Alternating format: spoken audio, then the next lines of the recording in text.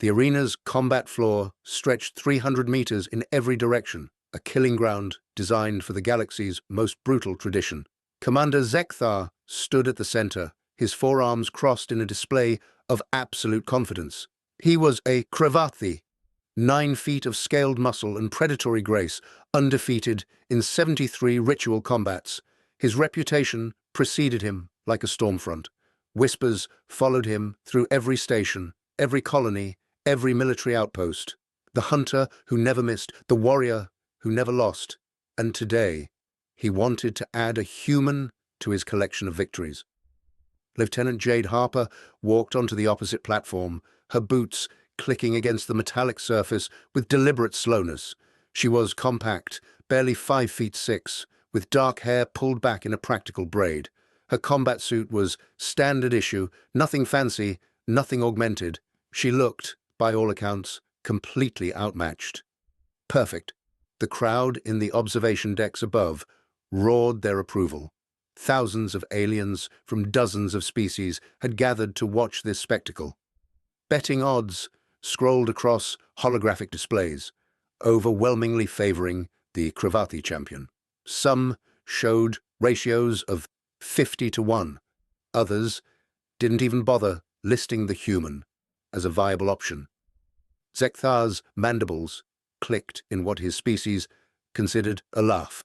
"Human," he called across the distance, his translator rendering his growls into standard galactic. "I requested a warrior. They sent me a child." Jade stopped at her mark, rolling her shoulders loose. "Funny," she called back, her voice carrying easily in the arena's acoustics. "I requested an intelligent opponent. They sent me a walking meat grinder with delusions of grandeur."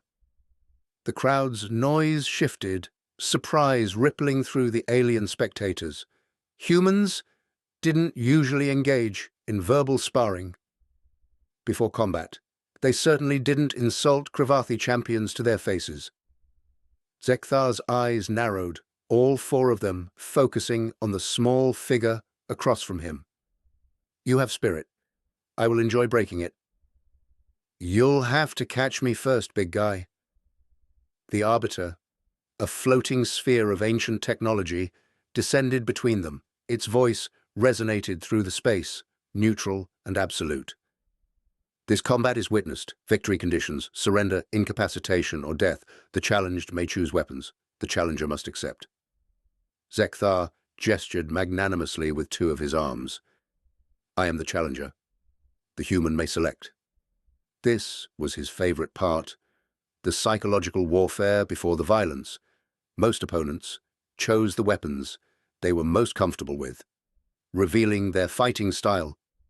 Before the first blow landed, it gave him a tactical advantage he'd exploited dozens of times, and Jade tilted her head, appearing to consider. The silence stretched, tension building like a coiling spring. Then she smiled, bright and sharp. "No weapons." Confusion flickered across Zek'thar's face. "No weapons. No, that's right. Hand to hand, or, in your case, hands to hands to hands to hands." She paused for effect. "This is a battle of strength, right? Let's see what you've got." The crowd exploded in noise.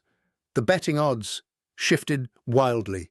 The Krevathi champion's expression moved through surprise into something darker, something hungry. She was playing into his greatest advantage. His physical superiority was absolute. Without weapons, without tools, this would be a slaughter. "As you wish," he said, his mandibles spreading wide in anticipation.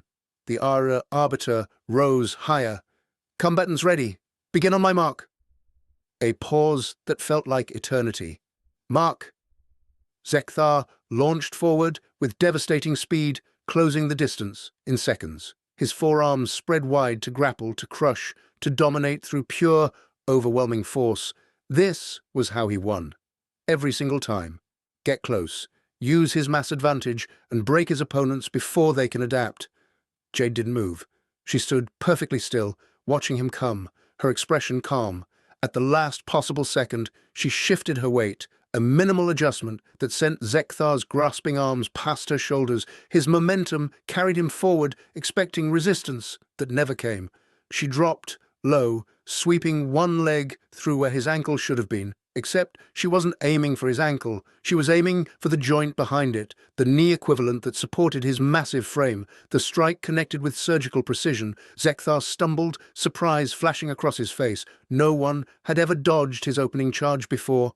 He recovered quickly, spinning with predatory grace, all four arms now poised defensively.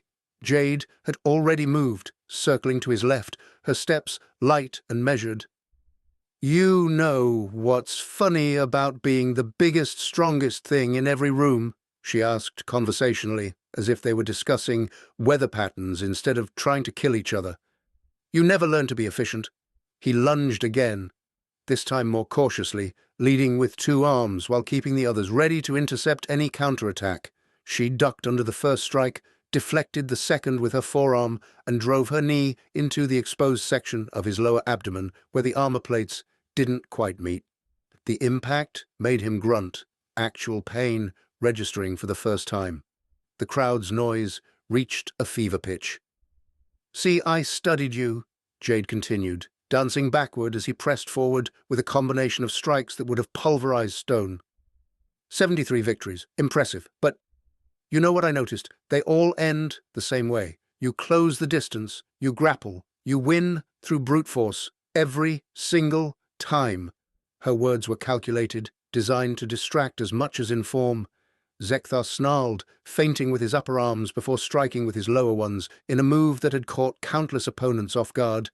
Jade wasn't there. She'd read the telegraph in his shoulder movement, already pivoting away, her hand flashing out to strike the nerve cluster at his elbow joint. His left lower arm spasmed, going temporarily numb. 73 fights, she said, breathing harder now, but still controlled. "And not once did you face someone who bothered to study Krevathi anatomy. Not once did you fight someone who understood that all that muscle requires 3 times the oxygen intake of most species. Not once did anyone make you work for it." Understanding dawned in Zek'thar's eyes, followed immediately by rage. She wasn't trying to match his strength, she was trying to exhaust him, to turn his greatest advantages into liabilities. It was disgraceful. It was cowardly. It was working. He roared, abandoning technique entirely, charging with all four arms extended like battering rams. If he could just land one solid blow, just get his hands on her fragile human frame, this would be over. Jade waited until he was committed, until his momentum was unstoppable, then dropped flat to the arena floor. Zek'thar's arms passed overhead with enough force to shatter reinforced glass. She rolled between his legs, coming up behind him, and delivered a devastating strike to the base of his spine where the nerve cluster controlled his lower body coordination. His legs buckled. Not completely, but enough to send him down to one knee, his breathing now labored, his movements a fraction slower. The crowd had gone silent, thousands of alien spectators watching something they'd never seen before. The undefeated champion, the legendary hunter, was being systematically dismantled by a human who barely reached his chest. Jade circled to face him, her expression serious now, the playful sarcasm gone. "You wanted a battle of strength," she said quietly, though the arena's acoustics carried every word. "But strength isn't just muscle. It's knowing when to strike, when to retreat, when to adapt." And she stopped circling. "You never learned that because you never had to." Zek'thar pushed himself upright, his pride refusing to accept defeat even as his body screamed its limitations. All four arms trembled with exhaustion and oxygen debt. His vision narrowed at the edges. He'd been in combat for barely 5 minutes and felt like he'd run a marathon. "I am Krevathi," he gasped. "I do not yield." "I know," Jade said, and there was something almost sad in her voice. "That's why you're going to lose." He charged one final time, drawing on reserves of strength that shouldn't have existed, pure stubbornness overriding physical reality. She met him head-on, a move that surprised him more than anything else in the fight. At the last instant, she dropped into a slide, passing beneath his grasp, her fist driving upward into his solar plexus with every ounce of force she possessed. The impact drove the air from his lungs. The momentum carried her past him. She rolled to her feet, spun, and delivered a perfect spinning kick to the side of his head. Zek'thar collapsed, his massive frame hitting the arena floor with a sound like thunder. He tried to rise, managed to get one arm beneath him, and then slumped back down. His chest heaved, desperately trying to process oxygen that wouldn't come fast enough. The Arbiter descended. Incapacitation observed. Victory to Lieutenant Jade Harper of Earth. The silence broke like a dam bursting. The crowd erupted in chaos, confusion, disbelief, and grudging respect, mixing into a roar that shook the observation decks. Jade stood over the fallen champion, breathing hard, her combat suit soaked with sweat. She looked up at the crowd, found the cameras, and smiled that same sharp smile from before. "Anyone else want to test their strength against human intelligence?" Nobody answered. The aftershocks of Jade Harper's victory rippled across the galaxy, faster than light-speed communications. Within hours, the footage had been viewed 3 billion times. Within days, every military academy, combat school, and warrior guild was analyzing the fight frame by frame. The undefeated Krevathi champion, brought down by a human who weighed less than one of his arms. But for Jade, the real complications were just beginning.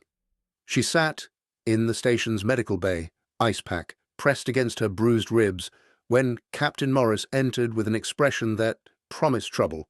He was an older man, weathered by decades of service, with grey hair and eyes that had seen too many battles. "You've caused quite a situation, Lieutenant," he said, not bothering with pleasantries. "Sir," he challenged me. "Protocol required acceptance or resignation from service." Morris waved a dismissive hand. "I'm not here to reprimand you. Quite the opposite." He pulled up a holographic display, showing communication transcripts from a dozen different species. "You've become something of a celebrity. Also, something of a problem." Jade lowered the ice pack. "How so?" "Zek'thar wasn't just a champion. He was the champion of the Krevathi Dominion's military elite. His family controls 3-star systems. His honor guard numbers in the thousands." Morris met her eyes directly. "And according to their cultural protocols, his defeat brings shame that can only be cleansed one way. Let me guess. They want a rematch? Worse, they want a hunt." The words hung in the air like a death sentence. Jade had heard of Krevathi honor hunts. When a warrior suffered humiliation, they could invoke ancient rites that allowed them to pursue their opponent outside the arena, outside any rules or regulations. It was legal under the treaty agreements that governed interspecific conflicts. It was also usually a death sentence for the hunted. "When?" Jade asked, her voice steady despite the ice forming in her stomach. "They've already dispatched his honor guard, 15 of the Dominion's finest hunters, led by Zek'thar himself. They'll arrive at this station in 72 hours. Morris leaned against the wall, suddenly looking every one of his 60 years. "Earth Command is scrambling for a diplomatic solution, but the Krevathi are invoking treaty rights. Legally, we can't interfere. So I run. So you survive. We can get you off station, relocate you somewhere remote, set up protective protocols." Jade was quiet for a long moment, thinking through possibilities, calculating odds. Finally, she shook her head. "No." Morris straightened. "Lieutenant, this isn't the arena. This is 15 trained killers with advanced weapons, tactical support, and unlimited resources. You got lucky once." "It wasn't luck, sir. And running just delays the inevitable. Zek'thar won't stop. His honor demands satisfaction, and Krevathi honor doesn't have an expiration date." She stood, wincing as her ribs protested. "Besides, I have an idea." The captain's expression shifted from concern to cautious curiosity. "What kind of idea?" Jade's smile was sharp enough to cut steel. "The kind that turns a hunt into a trap." 72 hours later, the Krevathi honor guard arrived at Station Prometheus with all the subtlety of an invasion force. Their ship was a Predator-class cruiser, sleek and deadly, bristling with weapons that technically violated station protocols, but that nobody was brave enough to challenge. "Zek'thar, descended the boarding ramp first, his massive frame now augmented with ceremonial armor that gleamed like dark water. His forearms each carried a different weapon: plasma blade, shock lance, neural disruptor, and a traditional Krevathi claw gauntlet that could tear through bulkhead plating. Behind him came 15 warriors, each as impressive and deadly as their commander. Station security gave them a wide berth. Station commerce ground to a halt. Thousands of civilians evacuated to interior sections, wanting no part of what was about to unfold. Zek'thar stopped in the main concourse, his voice booming through the space. "Jade, Harper of Earth, you have disgraced my name. I invoke the right of the hunter. You have 1 hour to flee before I begin my pursuit. When I find you, and I will find you, your death will restore my honor." Silence answered him. The vast concourse, normally bustling with thousands of beings, stood empty except for the Krevathi warriors and a few brave souls watching from behind reinforced barriers. Then, from the station's communication system, Jade's voice echoed through every speaker. "You know what, Zek'thar? I'm tired of running. I'm tired of playing by rules designed to favor the biggest predator in the room." A pause, deliberate and calculated. "You want to hunt? Fine. But let's make it interesting." Zek'thar's mandibles spread in savage pleasure. "What do you propose, human?" "The station's industrial sector, level 47. It's being decommissioned, so it's empty, no civilians at risk. 20,000 square meters of machinery, storage units, and processing facilities." Her voice carried a hint of challenge now. "You and your 15 hunters against me. No time limit, no rules, just the hunt you wanted." One of Zek'thar's warriors stepped forward, confusion evident in his posture. "Commander, this is obviously a trap." "Of course it is a trap," Zek'thar replied, his translator catching the amusement in his tone. "She is clever, this human, but cleverness only delays the inevitable. 16 Krevathi warriors against one small human, even in terrain of her choosing." He looked up at the nearest camera, knowing she was watching. "I accept your terms, Lieutenant Harper. We will find you, we will end you, and the galaxy will remember that Krevathi's strength cannot be outsmarted." "We'll see about that," Jade's voice responded. "Your hour starts now." The Krevathi moved as a unit, flowing through the station's corridors with practiced efficiency. They reached level 47 in 12 minutes, spreading out in a standard hunting formation that had been perfected over centuries. Thermal scanners activated, motion detectors deployed, neural trackers locked onto human biosignatures. The industrial sector was exactly as Jade had described: a vast maze of dormant machinery, storage containers stacked 3 stories high, processing vats that could hold small ships, and conveyor systems that snaked through the space like metallic serpents. Emergency lighting cast everything in deep shadows and harsh angles, perfect hunting ground for ambush predators, or so they thought. Zek'thar held up one arm, signaling his warriors to fan out in pairs. "She cannot hide forever. Human thermal signatures are distinctive. Our scanners will locate her within minutes." Except the scanners showed nothing. No heat signature, no bio readings, no electromagnetic disturbances that would indicate active technology. "Clever," Zek'thar murmured. "She is masking her presence, no matter. We hunt by sound and sight as our ancestors did." They moved deeper into the industrial sector, checking every container, every shadow, every possible hiding spot. 5 minutes passed, then 10, then 15. The facility remained silent, except for the Krevathi themselves. Then the lights went out.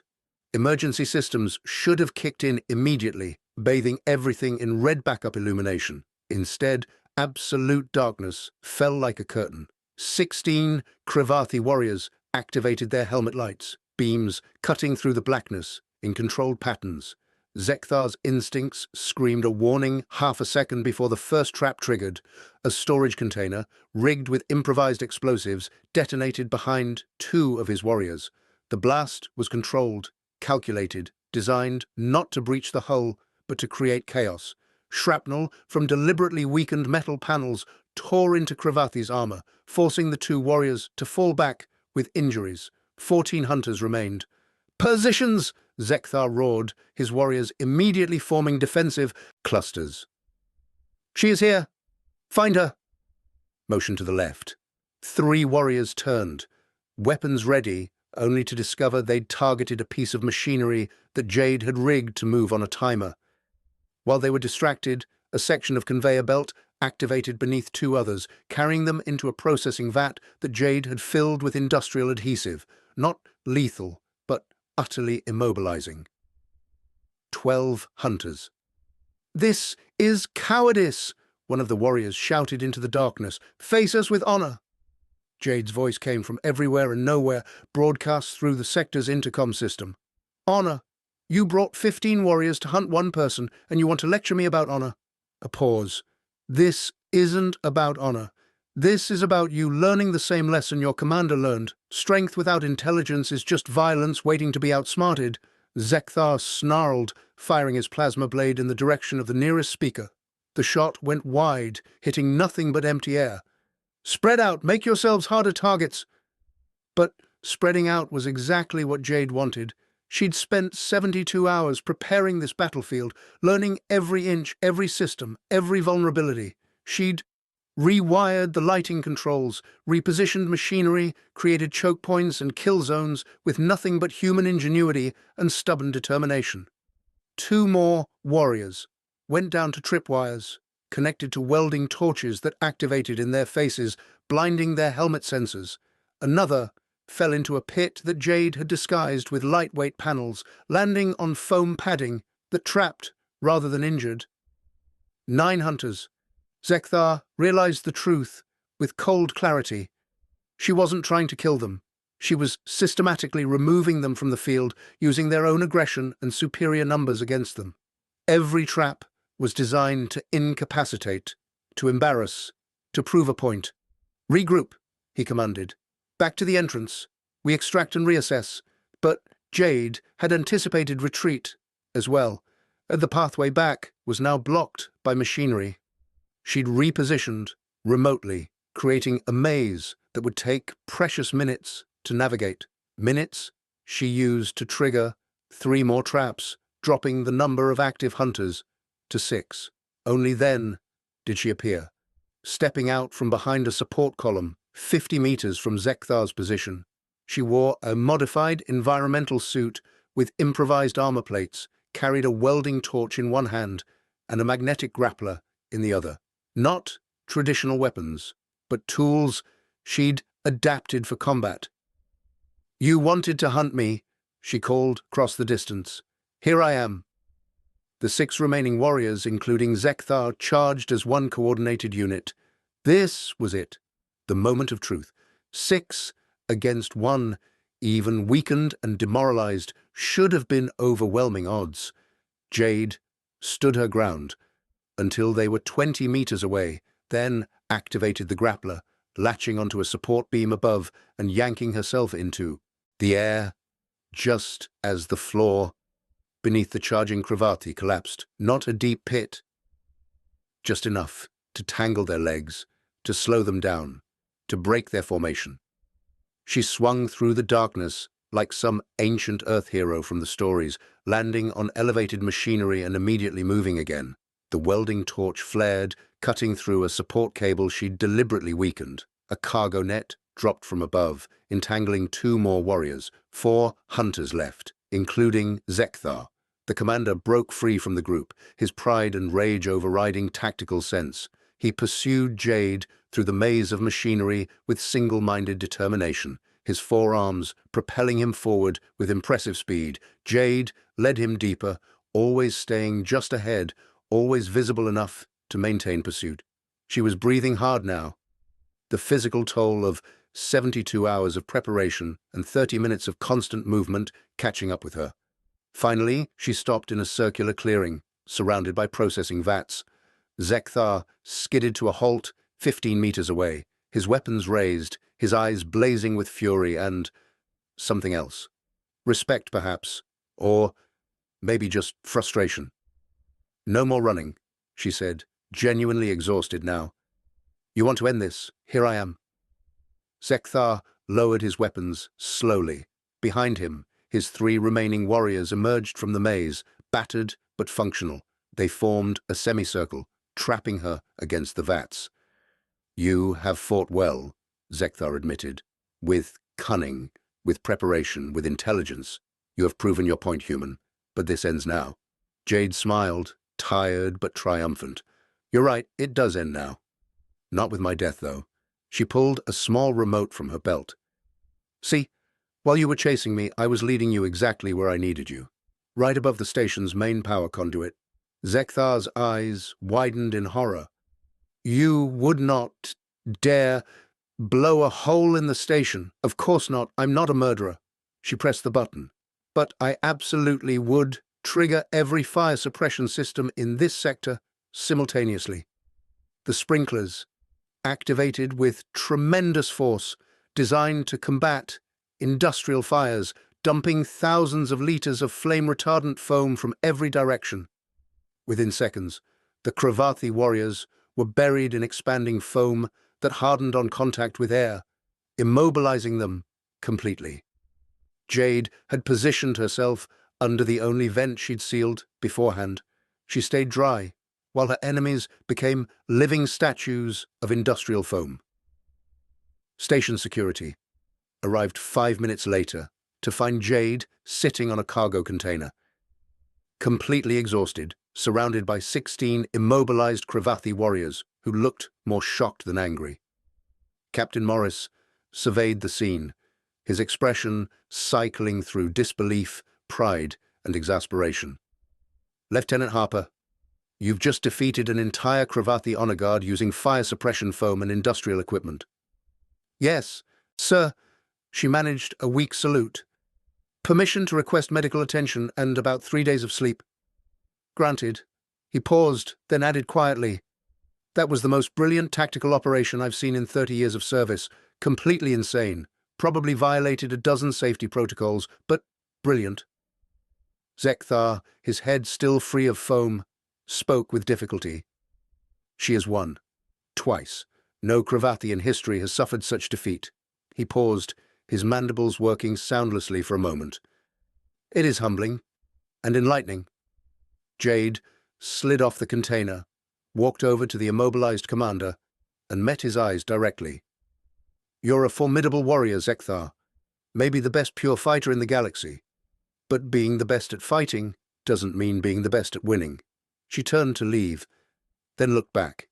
"Next time someone challenges you, maybe ask yourself whether they're playing the same game you are." As station security began the process of extracting the Krevathi from their foam prison, Jade walked toward the exit. Behind her, she could hear alien spectators who'd been watching via security feeds breaking into applause. The deadliest hunter in the galaxy had learned a valuable lesson.